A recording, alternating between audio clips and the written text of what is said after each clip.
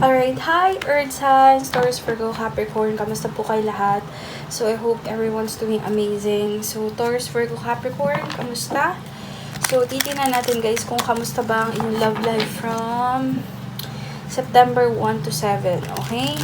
So tingnan natin guys kung kamusta ba ang inyong buhay pag-ibig from September 1 to 7. Take note as well lang guys that this reading is just a general reading. Maari po kayo makaresonate, maari hindi. Only takes ko saan kayo makaka-resonate and leave the rest. Also, please don't forget to click like, share, and subscribe for more videos in the future. Okay? So, Earth signs, Taurus, Virgo, Capricorn, September 1 to 7. Kamusta kayo? Kamusta kayo?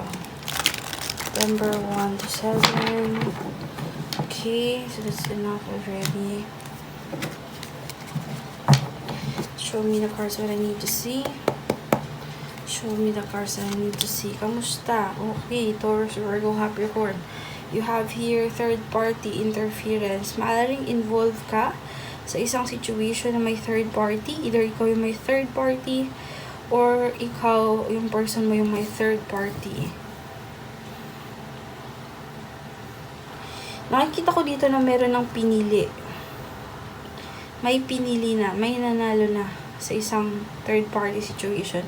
Meron ng pinili. Maaring iniwan ng isa. Peace in the reverse. So, maaring there was no peace.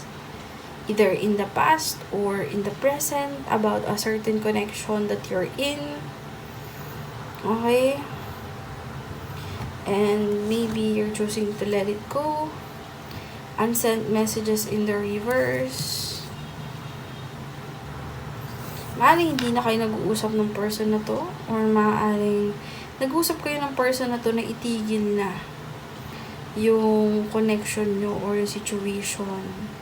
Or maaaring may mga bagay kang hindi nasasabi sa person na to.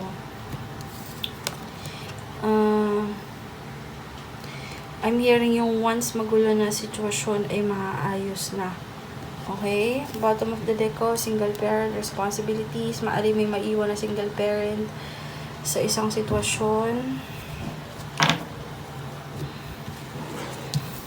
Ipitin lang natin ito, guys. So, let's see kung kamusta ba si Taurus, Virgo, Capricorn from September 1 to 7 in their love life. September 1 to 7, Taurus, Virgo, Capricorn, kamusta sila? Kamusta sila? September 1 to 7. Kamusta sila? Si Taurus, Virgo, Capricorn. Kamusta sila? Kamusta si Taurus, Virgo, Capricorn sa love life nila?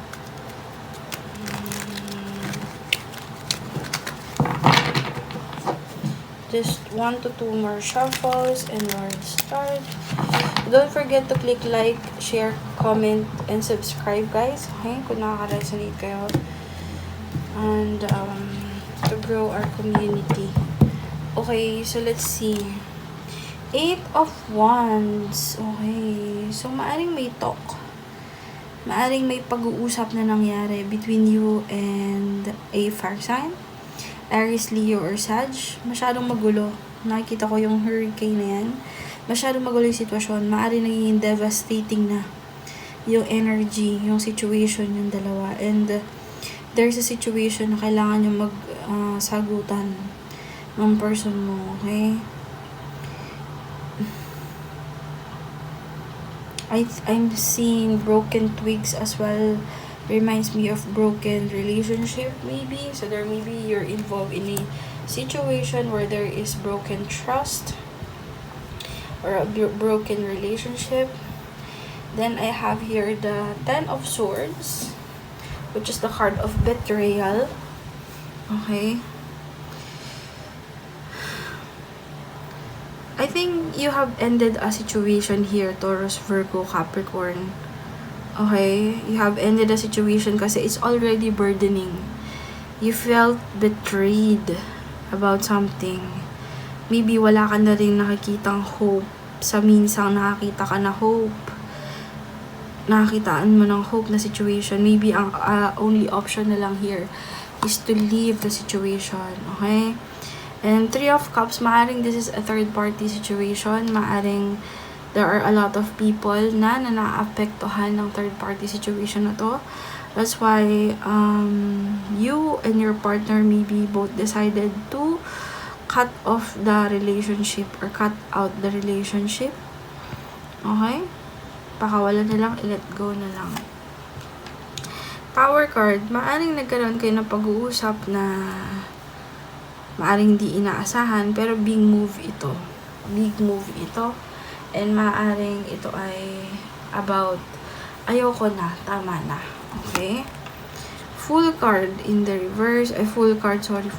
By the way, you might be dealing with a Cancer, Pisces, Scorpio, Aries, Leo, Sag, and Gemini, Libra, or Aquarius. This is the start of a new beginning in your life. Okay? Taurus, Virgo, Capricorn, this is the start. I think mag-move on ka and you will move towards something else. Okay? Maaring may kinakausap ka na person and maaring may sinasabi ka about a person na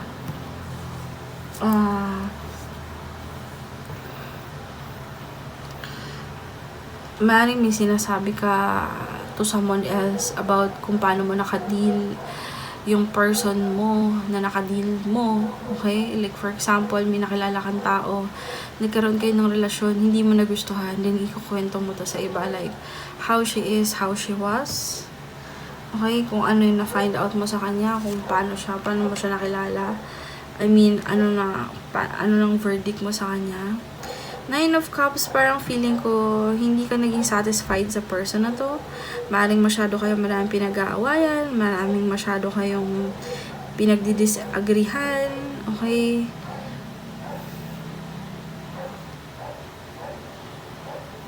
I'm hearing as well, hindi kayo nasa isang ideal situation para maging tumagal.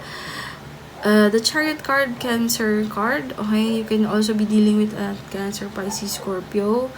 So, what I see here is that maring in the beginning, medyo nahirap-hirapan ka kung mag-move on ka ba or hindi. But eventually, you have decided to just move forward and move on. Maybe in the beginning, nahihirapan kang let go tong relationship na to. Okay? Kasi parang ang dami mo nang nilaban sa situation na to eh. Pero, I think that the situation is not ideal for it to last. Six of Cups, maaring younger tong person mo sa'yo. Okay? Maybe nagiging nostalgic ka rin sa situation.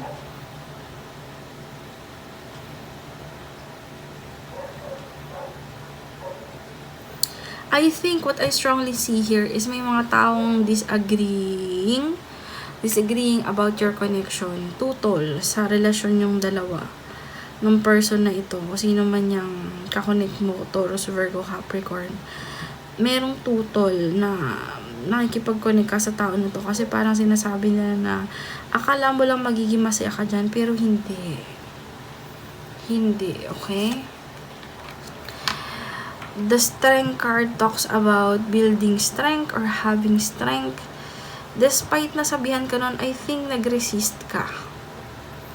Okay? I think nag-resist ka. Okay? And pinanindigan mo yun noon. Okay? Kaso, nagdulot to ng a lot of chaos. Okay? Chaos, burden, sadness, and even depression to you. Parang hindi mo na siya kinakitaan ng ideal na mahalin mo pa tong situation na to o yung person na to. Maaari ding may nalaman ka about this person na nakakontribute na hindi ko pala siya dapat mahalin. Okay? Maaring pera lang ang katapat nito. Mga ganun. Okay? With the Empress card here, this is the card of Taurus and Libra. So, maaring ang person mo rin na isang Taurus or Libra. Maaring merong kaso lumago na yung relationship. Lumago na yung relationship to the point na parang wala ka nang nagawa. Okay? Maaring din may nabuntis dito. At hindi mo na alam paano may lalit ko yung person. Okay? Kasi may mas stress pag iniwan mo siya. Pero ngayon, nag-move forward ka at iiwanan mo na yung person mo na yan. Kahit tingin ko, nagkaanak ka sa person na yan. And, huwag kang mag-alala kasi magkakaroon ka ng bagong new beginning with someone else. Okay? New beginning with someone else na mas magiging successful ka. Okay? You will work with someone. They will work with you with something na parang nagkaroon ka ng disappointment in the past. Bottom of the deck, Wheel of Fortune. Things will turn into your own favor. So, huwag kang mag-alala kung feeling mo mali ang ginagawa mo. Papabor sa'yo ang sitwasyon based sa mga decisions mo. Okay? So, Earth signs. For September 1 to 7. Ano ang gustong sabihin sa'yo ng person mo? You've got here the Hermit. Hindi lang tayo nag-uusap, pero masaya ako na natapos na. Natapos na.